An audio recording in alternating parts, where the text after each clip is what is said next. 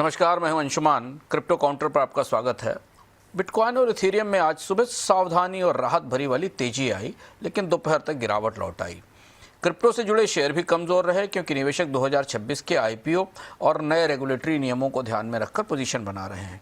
आज की बड़ी खबर थी चीन का डिजिटल युआन एक्शन प्लान, जो युआन को दुनिया की डिजिटल करेंसी की मुख्यधारा में लाने की तैयारी कर रहा है।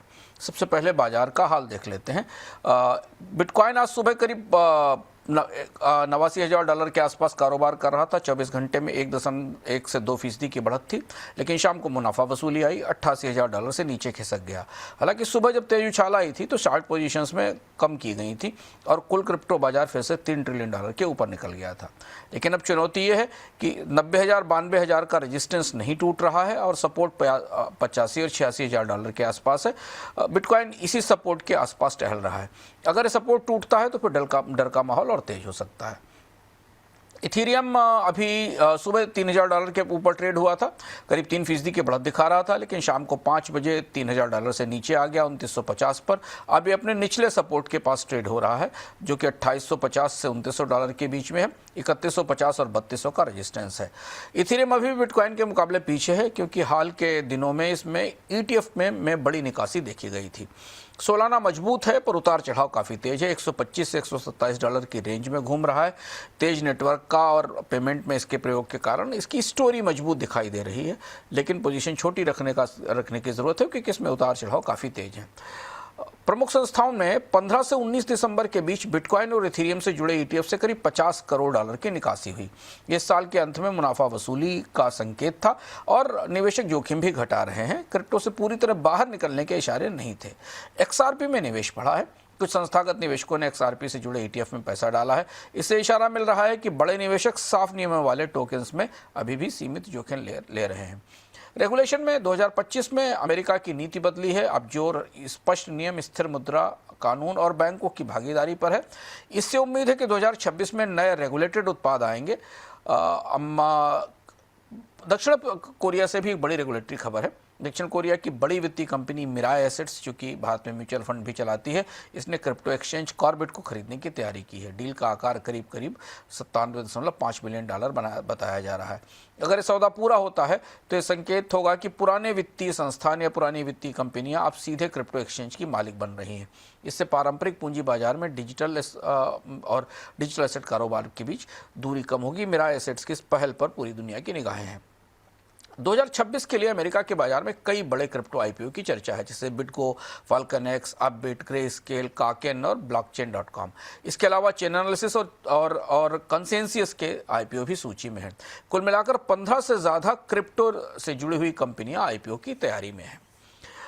भले ही बिटकॉइन और बिग टोकन्स में अब रिकवरी दिख रही हो, लेकिन स्टॉक मार्केट में माइनर्स, एक्सचेंज और ब्लॉकचेन कंपनियों के शेयर साल के अंत में काफ़ी कमज़ोर दिखाई दे रहे हैं। मार्जिन पर दबाव है। एनर्जी की लागत बढ़ रही है माइनिंग कंपनियों के लिए, और 2026 में नए IPO से उन्हें प्रतिस्पर्धा भी मिलेगी।